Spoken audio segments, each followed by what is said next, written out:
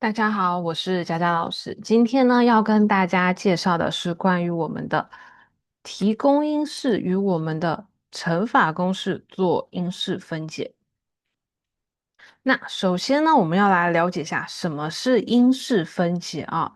因式分解的话，就是我们看到一个多项式相乘，但是它们中间有一个加号相连接，对不对？那我要把它做成因式分解的话，因式你看哦，它跟我们之前学过的因数很像，所以它是存在于乘法里面的。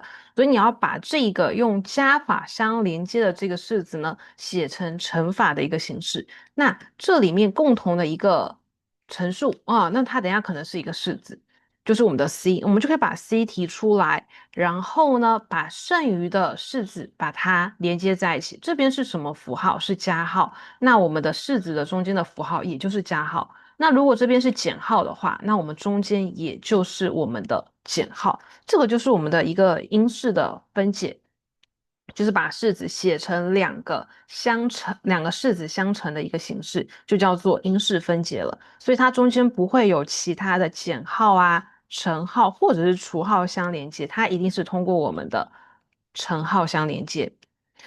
那其中特别需要注意的地方呢，是我们的有的题型呢，它需要进行一个变号，再去提取我们的一个公因式。那这个地方要注意的是什么呢？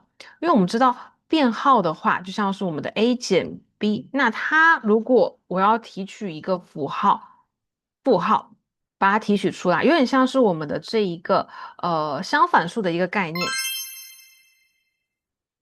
正二的前面再多一个符号，才能够变成我们的负二，对不对？好，那这边道理也是一样的哦。我要给它提取一个负号的话，里面就要变成我原本的这个数字的相反数。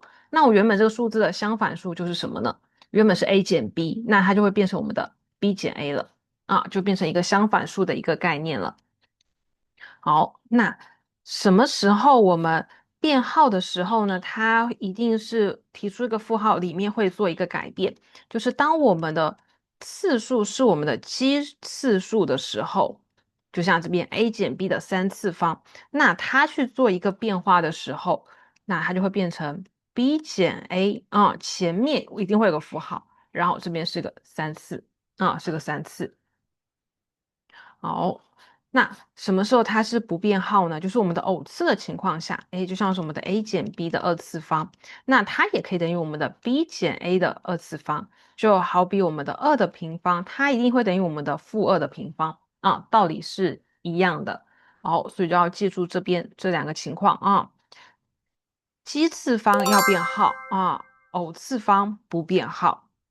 那在这一个单元里面去做我们的因式分解的话，还要注意几个公式。第一个公式呢是我们的平方差的公式，就是我们的 a 的平方减 b 的平方。当你看到两个平方相减的时候，就是我们的平方差了，就是我们的 a 加 b 乘以我们的 a 减 b。